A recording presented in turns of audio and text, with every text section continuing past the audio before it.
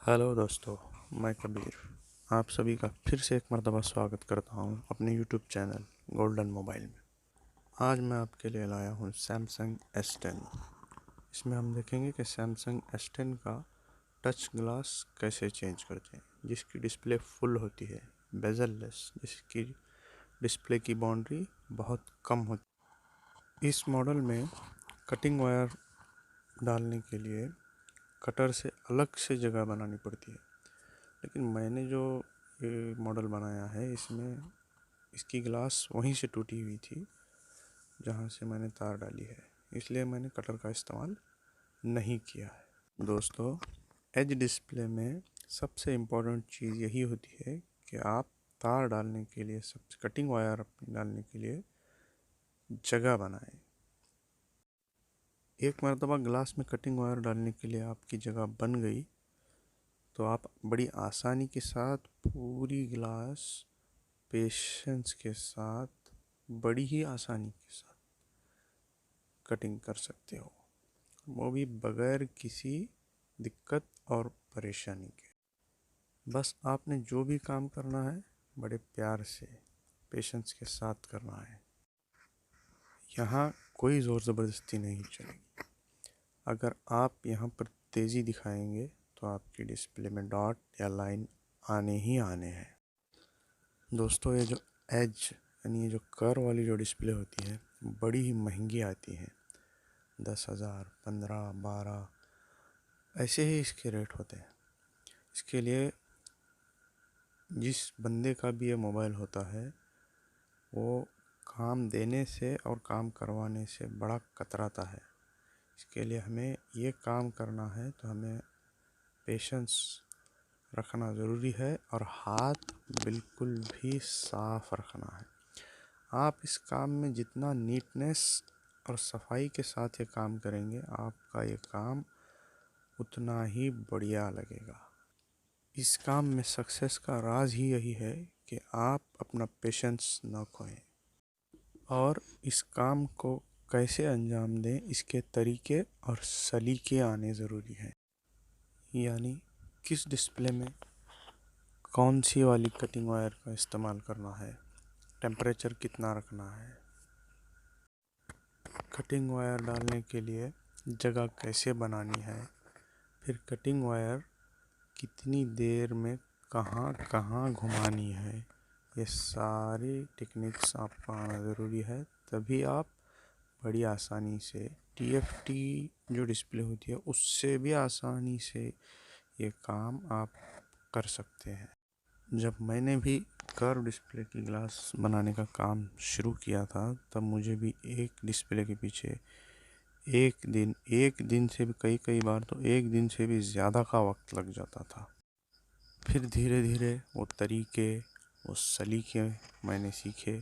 फिर आज इतनी तेज़ी से काम होता है कि बस काम आते ही ख़त्म हो जाता है। मैंने जहाँ से ग्लास काटना शुरू किया था वो कैमरे की, जहाँ पर कैमरा आता है डिस्प्ले में, वो कैमरे के पास वाली जगह थी। अब जहाँ पर पहुँचा हूँ वो कैमरे की दूसरी तरफ वाली जगह है।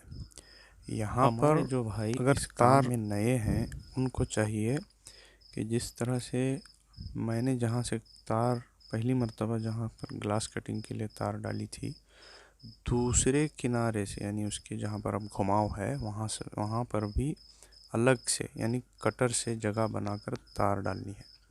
अगर आप जिस तरह से मैं तार घुमा रहा हूँ अगर घुमाने की कोशिश करेंगे तो आपकी डिस्प्ले की पोलराइज़र कट जाएगी।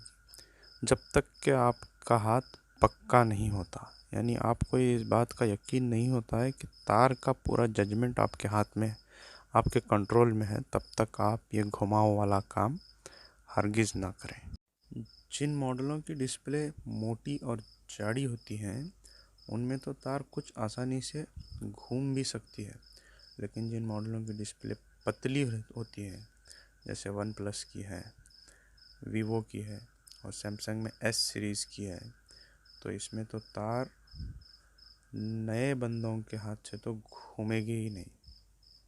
एक आध बार घूम गई तो कोई बात नहीं है, लेकिन हर बार घुमाना आसान नहीं होता। इससे आपको ये नुकसान होगा कि आपकी डिस्प्ले डैमेज हो जाएगी। तो इससे अच्छा है कि आप दोनों बाजू में कटर से जगह बना लें। उसके बाद आप एक तरफ से कटिंग करना स्टार्ट करें, फिर दूसरी तरफ से, ताकि इस बात का डर ही ना रहे कि आपकी डिस्प्ले अच्छी है या डैमेज हुई है। आप इसके सेफ्टी प्रिकॉशंस को अगर सही से फॉलो करोगे ना दोस्तों, तो आपको डिस्प्ले चेक करने की ज़रूरत ही नहीं है जब तक कि पंचिंग नहीं होती। आप पंचिंग के बाद भी सीधे चेक करेंगे तब भी आपकी डिस्प्ले पूरी की पूरी बनी हुई ही आपको मिलेगी। वैसे जब मैं काम शुरू करता हूँ ग्लास की कटिंग, तो ग्लास के कटिंग से लेकर फ्रेम आउट होने तक मैं सेपरेटर से मोबाइल निकालता ही नहीं हूँ। आपका एक मरतबा कॉन्फिडेंस लेवल बढ़ गया ना दोस्तों, तो आपको कोई दिक्कत नहीं आएगी, कोई परेशानी नहीं रहेगी, कोई डाउट नहीं आएंगे कि ग्लास निकलने के बाद में डिस्प्ले में लाइन आई है, डॉट आया है, डिस्प्ले ब्लैंक हुई है या फिर डिस्प्ले बिगड़ गई है। कुछ भी नहीं होगा। आप बगैर किसी परेशानी के पंचिंग करके आप सक्सेस तरीके से पूरी डिस्प्ले बना सकते हो, अगर आपने पूरे के पूरे सेफ्टी प्रिकॉशंस फॉलो किए हैं तो।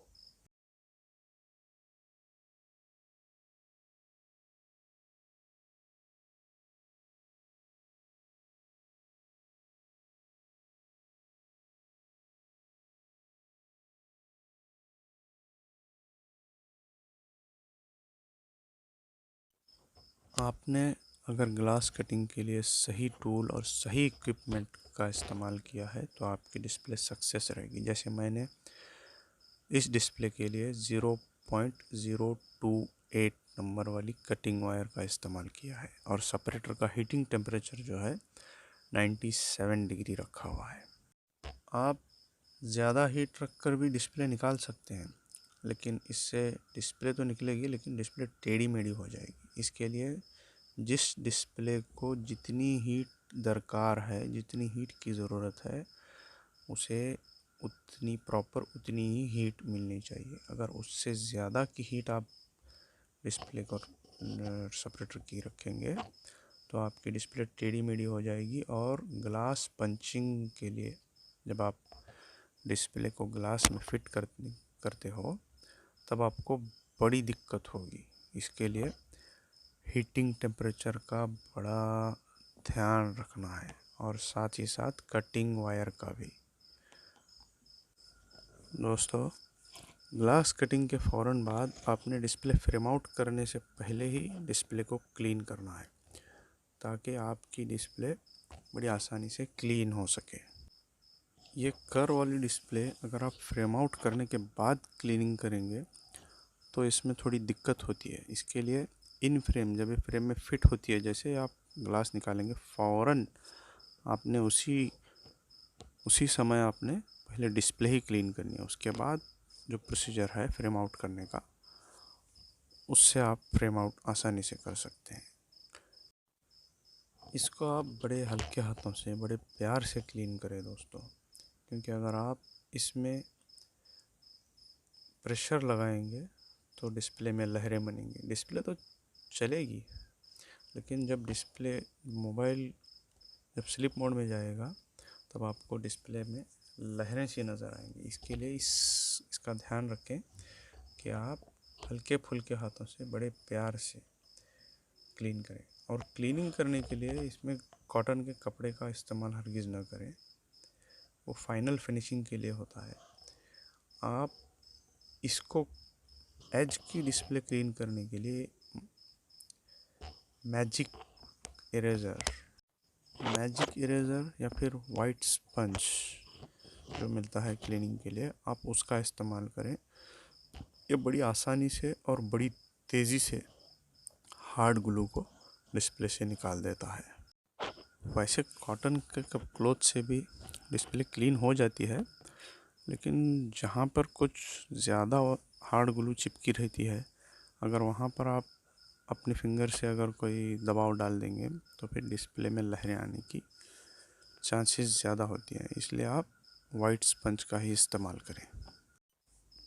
फ्रेम आउट करना ग्लास की कटिंग करने से भी ज़्यादा मुश्किल काम होता है दोस्तों, क्योंकि इसमें ग्लास में क्या है, आसानी से डिस्प्ले नज़र आ जाती है, जगह बनी है नहीं बनी है, तो उसमें तार आप आसानी से डाल सकते हो। लेकिन इसमें ऐसा है कि आपने अगर गलती से भी डिस्प्ले के बीच में, डिस्प्ले के मिडल में अगर अपनी हार्ड पन्नी डाल दी तो आपकी डिस्प्ले पूरी की पूरी ब्लैंक या ब्लैक हो जाएगी।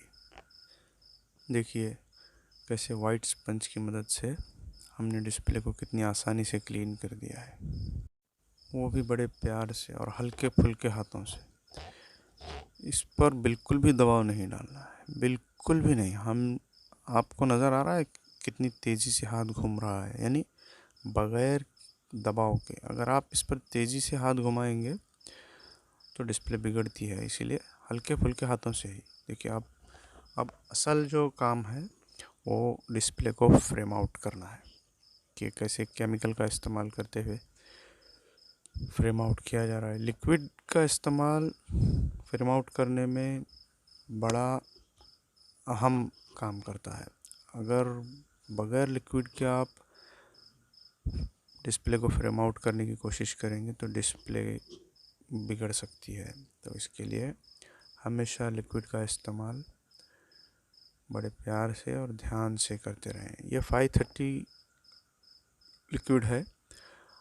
आप 530 की जो येलो कलर की जो बॉटल होती है उससे भी आप इस्तेमाल कर सकते हैं। ये हमारे अलग अलग तरीके हैं। हम किसी में 530 नीडल बॉटल से इस्तेमाल करते हैं, तो फिर किसी में डायरेक्ट नोज़ल लगाकर जो स्प्रे वाली जो बॉटल होती है उससे इस्तेमाल करते हैं। जैसे हमें आसान लगे वैसे आप भी अपना सेटअप अलग अलग तरीके से बना सकते हैं। बस देखिए पन्नी, हार्ड पन्नी का जो आप इस्तेमाल करते हो डिस्प्ले निकालने में, यहाँ पर दबाव नहीं बनाना है। कहीं भी जहाँ पर भी आपका हाथ रुके वहाँ पर आप लिक्विड का इस्तेमाल कीजिए। आपने अगर दबाव बनाया तो डिस्प्ले डैमेज होने की चांस है, और ये डिस्प्ले बड़ी महंगी होती है दोस्तों। इसमें डिस्प्ले डैमेज होने का कोई सवाल नहीं है। ज़्यादातर लोग तो मैंने देखा है कि इस डिस्प्ले में रिस्क लेकर कोई बंदा काम नहीं करता है, तो वो तो कस्टमर पर आएगा। लेकिन कस्टमर अगली मर्तबा से शॉप पर आएगा ही नहीं कि भाई डिस्प्ले बिगाड़ रहा है तो फिर काम क्यों। लेकिन हम जो काम करते हैं दोस्तों वो अपने रिस्क पे करते हैं। यानी अगर हमें किसी शॉप वाले ने या कस्टमर ने डिस्प्ले बनाने के लिए दी है, तो अगर वो टूट गई या बिगड़ गई या डॉट या लाइन आ गई तो उसे ओरिजिनल वाली दूसरी डिस्प्ले उसी कॉस्ट में, यानी विदाउट एनी एक्स्ट्रा कॉस्ट, नई वाली डिस्प्ले हम बिठाकर दे। दोस्तों हमारे यहाँ कोरियर से भी मोबाइल आते हैं, जो शॉप वाले भी भेजते हैं और डायरेक्ट कस्टमर भी भेजता है।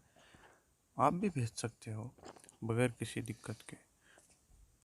हमने डिस्क्रिप्शन में अपना कॉन्टैक्ट नंबर और एड्रेस डिटेल में लिख रखा है। अगर आपको कोई जानकारी चाहिए तो आप कॉल करके पूछ सकते हैं।